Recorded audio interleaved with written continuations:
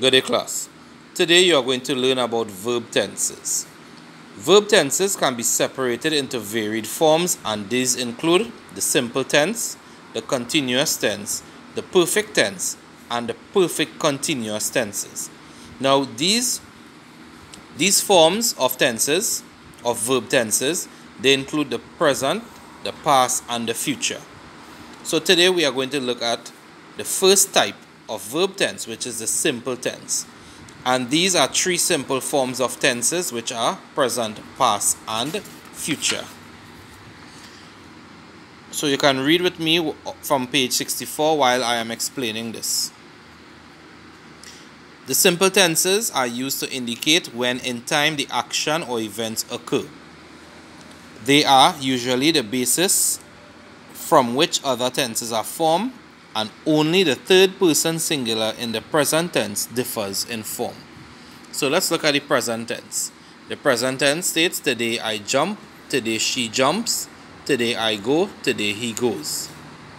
Past tense, yesterday I jumped, yesterday I went.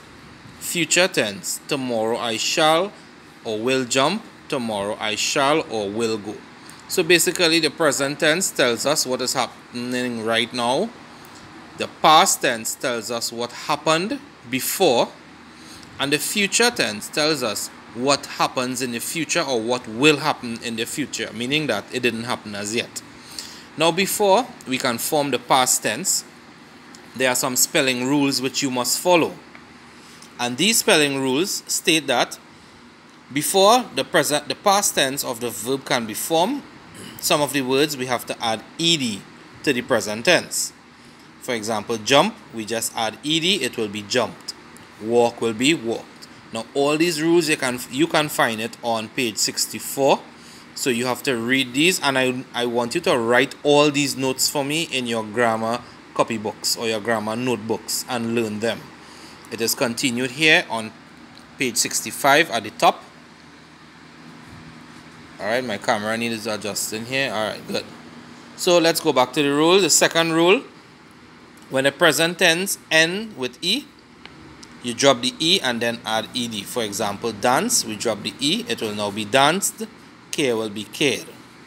The next rule, to form the past tense again, for verbs ending with Y, we change the Y to an I and then we add ed.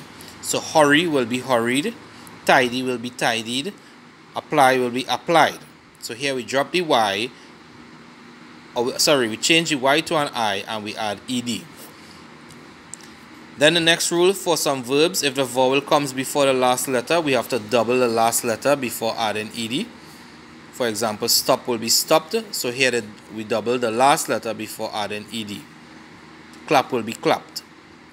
The next rule of changing present tense to past tense, if some verbs experience no change in both the present and the past tense form, meaning that they remain the same. So hit, the past tense of hit will be hit. So if somebody hit you yesterday, you would not say John hitted me. You would just say John hit me yesterday. Hurt will remain as hurt, cost, cost, burst, burst, put, put. And the last rule, in some cases, the entire word is changed, and this only happens to irregular verbs. For example, swim will be swam. So swim, the past tense of swim will be swam. Past tense of buy will be bought. So I hope you all understand this explanation of the simple tense of verbs. Please write these notes and then go to the exercise on page 64. You have exercise 1 and exercise 2 to do.